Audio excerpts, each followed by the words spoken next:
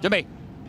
黃旗舉。好，你一開閘嘅時候咧，跨境寶馬黃衫稍為慢啲嘅，前面快勇冠群英，紅衫寶駿，內欄橙衫超寫意，出邊綠衫仲輕馳千里啊！第5位就皇上啦，第6位埋邊啊，勁進王者就黑衫嘅，第7位灰馬宜昌光輝，中間兩支力旗啊，外邊尾衫黃衫紅帽你有歲歲有福啊！後邊嘅兩匹馬分別係三甲之星啦，出閘慢咗黃衫嗰隻跨境寶馬暫時殿後啊！好啦，轉緊彎嘅時候啦，寶駿就擺前面放啦，輕馳千里就跟住第2位啊，第3位埋邊有超寫意啦，勇冠群英第4啊，埋邊第5有勁進王者黑衫嘅，第6位就皇上啊，後呢個馬匹啦，宜昌光輝兩指力旗啊，尾3位置就三甲之星啊，呢歲歲有福響後邊呢都仲係跨境寶馬嚟㗎。好啦，正最後直路啦，寶駿仲有半個馬位優勢，見到中間位置咧越逼越近啊，就係呢隻輕馳千里啊，中間追有皇上喎，同埋超寫意出邊冚上嚟㗎嘛，兩指力旗啊，最出仲係隻跨境寶馬，最後200米到啦，透出嚟輕馳千里，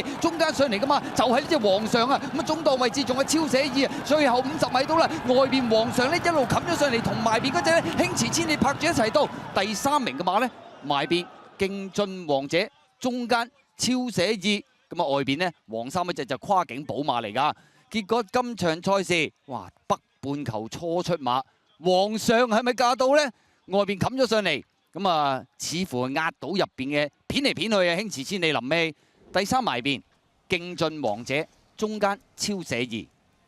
皇上真係駕到喎，希斯喺度贏馬，艾杜拿都起個孖，跑第2名呢就輕馳千里啊，咁啊入邊追咗上嚟呢，就見到係勁進王者。